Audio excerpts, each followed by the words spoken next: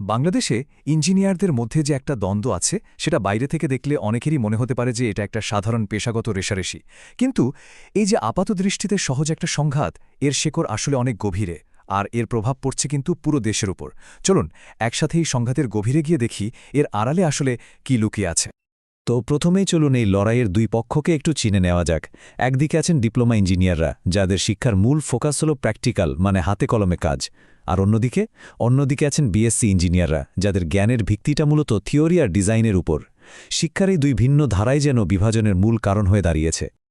এখন আসল প্রশ্নটা হলো, এই যে দ্বন্দ্বটা আমরা দেখছি, এটা কি শুধুই দুটো পেশাজীবী গ্রুপের মধ্যে নিজেদের সেরা প্রমাণ করার লড়াই, নাকি এর পেছনে অন্য কোনো উদ্দেশ্য আছে?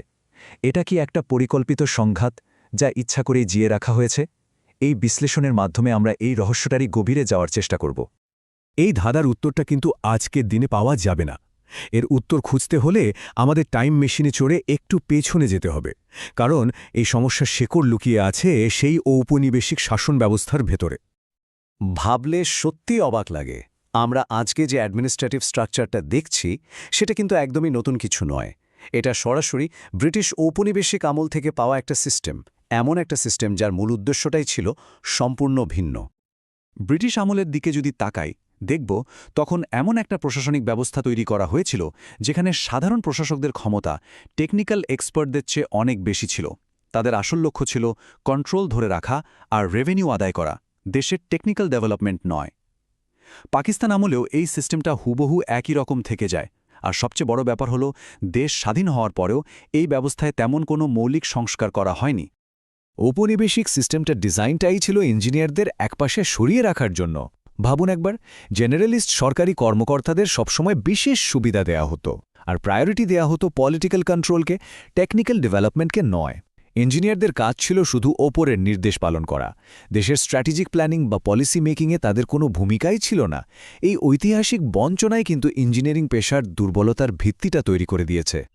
তো ইতিহাসটা তো বোঝা গেল, এখন দেখা যাক বর্তমানে কি হচ্ছে, কিভাবে সেই পুরনো দুর্বলতাকে কাজে লাগিয়ে আজকের রাজনৈতিক প্রেক্ষাপটে ইঞ্জিনিয়ারদের মধ্যে বিভাজনটা টিকিয়ে রাখা হয়েছে।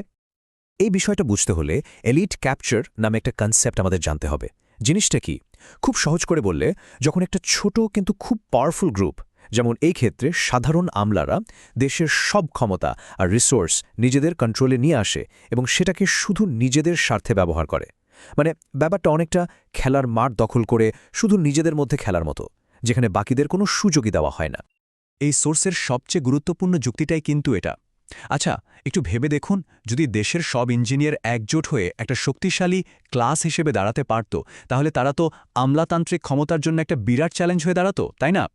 ঠিক এই কারণে তাদের বিভক্ত রাখাটা একটা সাধারণ বিষয় নয়, এটা একটা রাজনৈতিক কৌশল, যার মাধ্যমে আমলাদের ক্ষমতাটা ঠিকঠাক রাখা হয়। তাহলে প্রশ্ন আসে, এই বিভাজনটা টিকিয়ে রাখা হয় কিভাবে? এর জন্য বেশ কিছু পাকা কৌশল ব্যবহার করা হয়।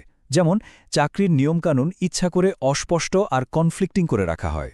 দুই গ্রুপের জন্য প্রমোশনের সিঁড়িটা আলাদা আর অসম করে ডিজাইন করা হয়। আর রাজনৈতিক কোটা ব্যবহার করে তাদের মধ্যে একটা নিরাপত্তাহীনতা আর প্রতিযোগিতা তৈরি করা হয়। আর সবচেয়ে বড় অস্ত্র হল, সবার জন্য একটাই যোগ্যতা বা লাইসেন্সিংয়ের মাপকাঠি তৈরি করা থেকেই বিরত থাকা হয়। সোর্সের এই একটা লাইনই পুরো ব্যাপারটা পরিষ্কার করে দেয়।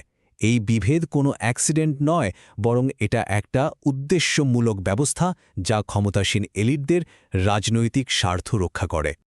আমরা দেখলাম এই বিভেদ কেন এবং কিভাবে তৈরি করা হয়েছে। এখন চলুন দেখি এই অভ্যন্তরীণ দ্বন্দ্বের জন্য পুরো দেশকে কী পরিমাণ মূল্য দিতে হচ্ছে। এই সমস্যাটা কিন্তু আজকের না। ভাবুন, স্বাধীনতার পর 50 বছরেরও বেশি সময় কেটে গেছে, আর এই একটা অমীমাংসিত ইস্যু দেশের শিল্পখাতের অদক্ষতার একটা অন্যতম প্রধান কারণ হয়ে দাঁড়িয়ে আছে। এই বিভাজনের জন্য জাতীয় পর্যায়ে যে কি বিশাল মূল্য দিতে হচ্ছে। যখন ইঞ্জিনিয়াররা বিভক্ত আর দুর্বল, তখন বড় বড় প্রজেক্টের টেকনিক্যাল সুপারভিশনটাও ঠিকমতো হয় না। এর সরাসরি ফল কি? প্রজেক্টের খরচ বেড়ে যায়, দুর্নীতি বাড়ে, দেশীয় বিশেষজ্ঞরা গুরুত্ব হারান, যেটাকে বলা হচ্ছে টেকনোক্রেটাইজেশন, আর আমাদের নির্ভর করতে হয় বিদেশি কনসালটেন্ট আর টেকনোলজির ওপর। এর ফলে জ্ঞান আর প্রযুক্তি দেশেই তৈরি না হয়ে বাইরেই থেকে যাচ্ছে। এই দুর্নীতির পেছনে একটা অর্থনৈতিক ধারণা কাজ করে, যেটাকে বলা হয় রেন্ট সিকিং। এর মানেটা খুব সহজ, কোনো প্রোডাক্টিভ কাজ না করে শুধু ক্ষমতা জোরে লাভ করা।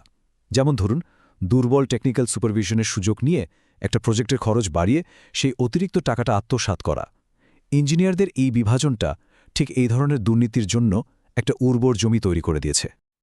আচ্ছা, আমরা সমস্যা আর এর ভয়াবহ পরিণতি তো দেখলাম। এখন প্রশ্ন হলো, এখান থেকে বের হওয়ার উপায় কি? চলুন এই বিশ্লেষণের আলোকেই কিছু সম্ভাব্য সমাধানের দিকে তাকানো যাক। কিন্তু প্রশ্ন হল, এর চেয়ে ভালো কোনো ব্যবস্থা কি আসলেই সম্ভব? অবশ্যই সম্ভব। আমরা যদি জার্মানি বা দক্ষিণ কোরিয়ার মতো শিল্পোন্নত দেশগুলোর দিকে তাকাই, তাহলে দেখব সেখানেও কিন্তু নানা ধরনের ইঞ্জিনিয়ার আছেন। কিন্তু তাদের সিস্টেমটা সংঘাতের ওপর ভিত্তি করে নয়, বরং যোগ্যতা আর কোঅর্ডিনেশনের ওপর ভিত্তি করে গড়ে উঠেছে। আর তার ফল, তারা আজ ইন্ডাস্ট্রিতে নেতৃত্ব দিচ্ছে, আর আমাদের দেশে সেই আমলাতান্ত্রিক আধিপত্যই বজায় থাকছে। তাহলে সমাধানের পথটা কি? বিশেষজ্ঞরা বলছেন, ছোটখাটো পরিবর্তনে কোনো কাজ হবে না, পুরো সিস্টেমটাকেই ঢেলে সাজাতে হবে। এর জন্য কি দরকার? দরকার সব ইঞ্জিনিয়ারদের জন্য যোগ্যতার ভিত্তিতে একটা একীভূত ন্যাশনাল সার্ভিস চালু করা, প্রফেশনাল লাইসেন্সিং প্রক্রিয়াকে রাজনীতি থেকে মুক্ত করা, আর দেশের বড় বড় প্ল্যানিং এবং রেগুলেটরি সংস্থাগুলোতে ইঞ্জিনিয়ারদের কর্তৃত্ব প্রতিষ্ঠা করা। মূল কথাটা হলো, ছোটখাটো সমঝোতা বা সাময়িক কোনো সমাধান দিয়ে এই সমস্যার গভীরে পৌঁছানো যাবে না। এর জন্য দরকার একটা কমপ্লিট স্ট্রাকচারাল রিফর্ম, যা ব্যবস্থার একদম গোড়া ধরে নাড়া দেবে। শেষ করার আগে একটা প্রশ্ন রেখে যেতে চাই। যারা একটা দেশের ভবিষ্যৎ নির্মাণ করে, সে নির্মাতারাই যদি নিজেদের মধ্যে বিভক্ত থাকে, তাহলে সে দেশের ভবিষ্যৎটা গড়বে কে? এই প্রশ্নটা আমাদের সবার ভাবার জন্য রইল।